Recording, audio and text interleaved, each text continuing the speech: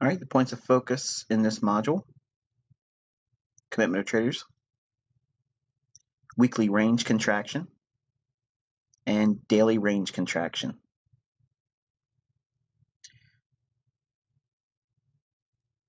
Okay, so we're taking a look at a commitment of traders report in the form of a line graph or net traders position chart, and that is going to be this little graph down here. Okay, and this is not something that I've created or made up.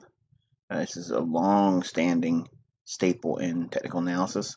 Larry Williams popularized this from his work with the commitment of traders, or CFTC reportable report.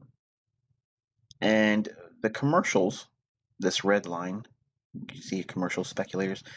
I'm only interested in tracking this red line. Okay, and by following this on a longer term time frame, it'll help give warning signs when there's a potential impending reversal, which when it's a reversal, they sometimes can be explosive in nature. But the CFTC weekly net traders position is the data that creates this graph. And what we do is we monitor 12-month commercial extremes. That means the highest they've been in the last 12 months or the lowest they've been in the last 12 months. And we look for the levels where they reflect net extremes. In other words, they will qualify support and resistance on a higher time frame chart.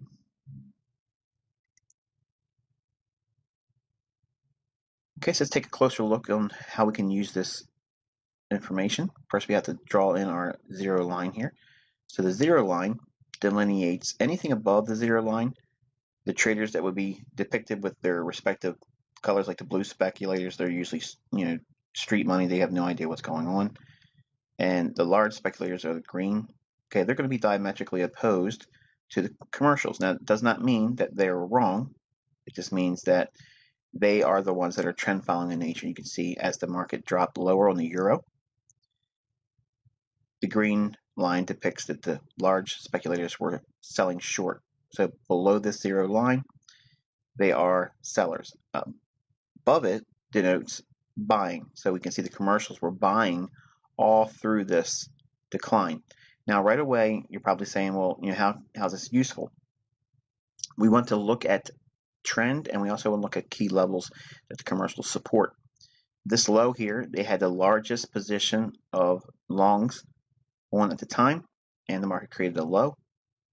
And we went sideways and then dropped down one more time. We had an increase of buying by the commercials. And I'll show you what these reference points are here with this horizontal line.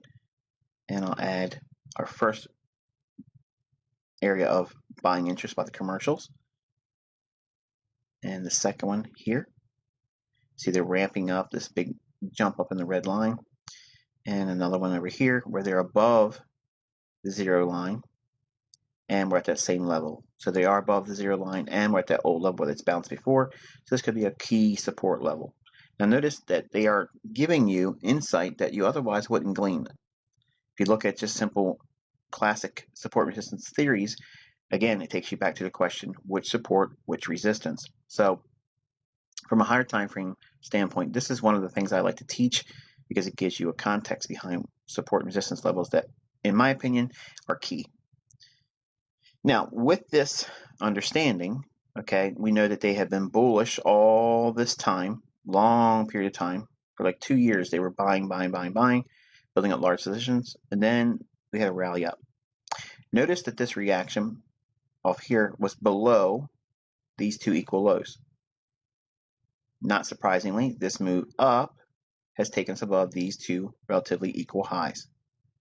And we are potentially in an area where we could come back down a little bit lower. And that takes me to the area of business on the commercials now, because look where they're at. We're below the zero line.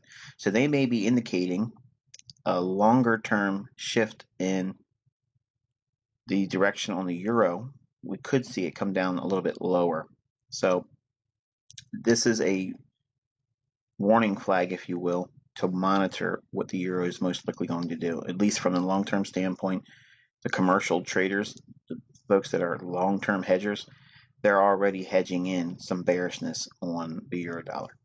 So I use this information to kind of like build the idea around potential future explosive price moves.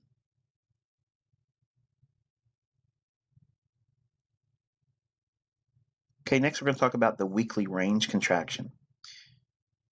All right, as you can see here, when we use the open, high, low, and close bar, okay, this is a graphic depiction. It's very easy to see, at least for me it is, when we're using Power 3. If we're bullish, we're going to be looking at the opening price and then drop down, buying anywhere between the opening price or just a little bit above it, still okay. But mainly looking for a move below the opening price. That's what we're looking for, Power 3 bullish. And when we're bearish, we're looking for the opening price and then a move up to sell or fade that rally and then ride it lower for a down close. Now, that's assuming that we know there's going to be a large range day or a directional bias that lends well to this technique. Power 3 capitalizes on range expansion, so we have to know the likelihood of this phenomenon happening, otherwise we're going to do it wrong. So now, if the opposite of range expansion is contraction, how can we find that? Well, the candlestick chart helps highlight this. So if we look at a candlestick like this, say this is a typical large range day, okay, which would look like something like this open, high, low, close bar here. It could be very close to that in terms of the body portion between the open and the close. So we have the open down here and the close up here if this is a bullish candle. If this was the body of, say, for instance, a Tuesday, and then say Wednesday, we had this type of body. We have a smaller bodied candle, which means that we could see a large range day on Thursday or Friday. It's more or less a precursor, if you will, because smaller bodies precede larger bodies. So if we're always looking for action in the marketplace and it's already moving, you're chasing price. So you want to anticipate when price is going to have an explosive or large range or big move or a series of big moves. And it's going to happen by studying the bodies. If the bodies are getting smaller, okay, if we see that, it's going to be a directional move in magnitude that's larger than it has been in recent days or recent weeks. Again, depicting the top of the body on here and contrasting it with this one here. So that's the difference between what I'm looking for. Okay, so the weekly range contraction. We're going to be looking for candles that begin to compress. Ranges that have smaller bodies are key. That's the ones that we're looking for, and we're wanting to trade when they form. Big ranges come after small ranges form, and we ignore the wicks. We're focusing only on the bodies of the candles. Okay, so let's take a couple examples here. As you can see here at this swing low, we've had large body candle, and then look how small the body gets here. Then we have a turning point. In here, price has been moving up. We went sideways, and now look what happens. The bodies between open and the close, they get very, very small. Disregard the wicks.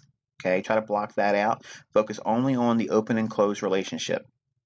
When that gets small, what's about to happen is you're going to see an expansion. And this is when anticipating Power 3, like the open here, small down move, buying, holding for the close near the end of the day at the top of the range. Similar scenario here, which we can see again, small bodies form after that large one. Okay, we know there's going to be a large range coming. So we want to be focusing on what? What's the trend? It's been bullish. So we could be looking for open, decline, buy it, look for expansion on the upside. Next, same scenario, open, down, movement, buy it, hold for the close. Okay. Similarly, we can see at this swing high, we have a small little body in here. Again, disregard the wicks. Again, small bodied candle in here, disregarding the wicks, and large moves. After each one of these, we're seeing large moves. And this is a weekly chart. Okay, so there's a lot of pips in there. Another opportunity here. You can barely even see a body in this. Very, very indicative of a large range move. And we see a series of 3 weeks that come by way of bullishness. Over 300 and some pips available from that one. Then we have a small range again. So what's going to happen? We're looking for range expansion. Big candle forms, and now at the time of this recording, we have a very small body candle again.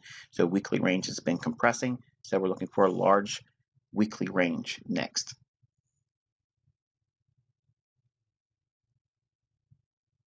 Okay, now obviously, as I said with the weekly range, everything is the same for a daily range contraction. So without repeating myself, I have it here for your notes.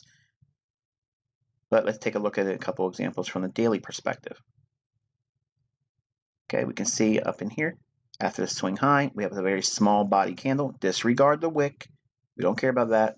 We're looking at the body of the candle. Very small little compression. If we are seeing the range compression and contract smaller and tighter, we know there's going to be a large expansion. So the next move, if it's directionally determined higher or lower, we can use power 3 concept in that light. Here we see it's bearish, open, rally, sell the high, hold for the close. So we have several days of down movement. Look at the large ranges that follows right after that small range body. Next opportunity comes in here. Price trades down at an old low. Price gives a big range down, and then we have a small range day here.